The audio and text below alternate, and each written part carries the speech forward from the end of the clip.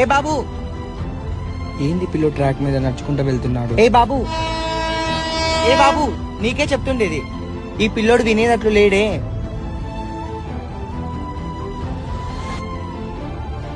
ఏంది నువ్వు చేస్తున్న పని? నీకేమైనా పిచ్చి పట్టిందా?